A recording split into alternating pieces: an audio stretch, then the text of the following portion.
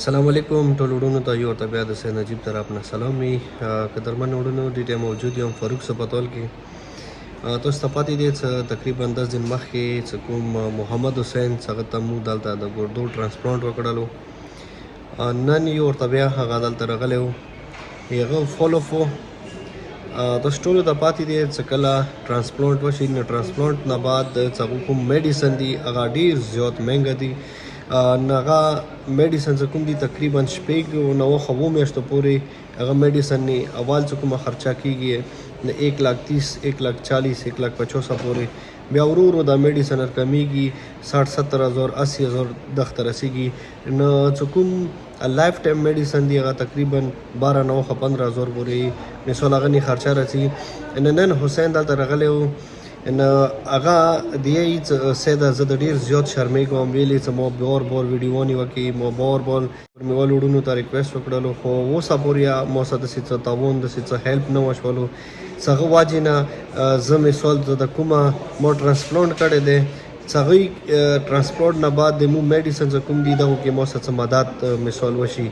ویلي تاسو ټولو ته پاتې دی څه ورور ډېر په مشکل ټرانسپلانټ وشلو مو هر ممکن کوشش وکړلو څه ورور زندگی باج کو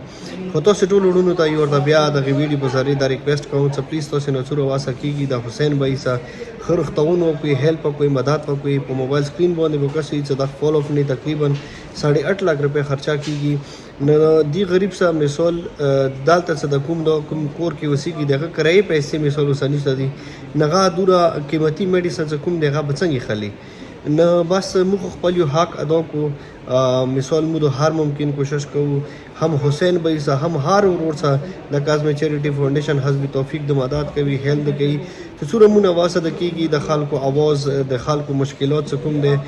په سوشل میډیا باندې په دغه پیج باندې تاسو ته مثال وړاندې کوو خو تاسو نه فرض جوړیږي چې اور پلیز تاسو نه څوره واسه کیږي د چیریټي سپورټ کوي مسا هیلپ کوي تاون کوي ویلي چې د هر څه د تاسو تاون واجب نه د تاسو هیلپ واجب نه کیږي ویلي چې تاسو تاون نه وي تاسو هیلپ نه وي د بار د هر ویډیو کې چې د مشکل کیږي د سفر مو د بار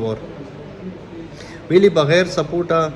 بغیر څه کوم دونه چې د کوم دوره وړ ټرانسپلانټ یا د کډنی ټرانسپلانټ شو یا مثال د زړه کوم دغه اپریشن شو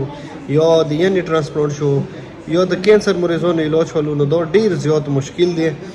راځوي د سفر کې هر ورور تاسو مو مدد وکړي هیلپ وکړي چې ما کوم زیات د غریبانو د اسیرانو خاص کر بیا د مریضانو هغه رب نسی او چوکو سیتانی شته هغه سمو بھرپور تعاون کوي هغه سمو مدد کوي نوډونو ډیره مننه خوشاله باد اوسئ محمد نجیب طرف کې جزات مهرباني السلام علیکم ورحمت الله وبرکاته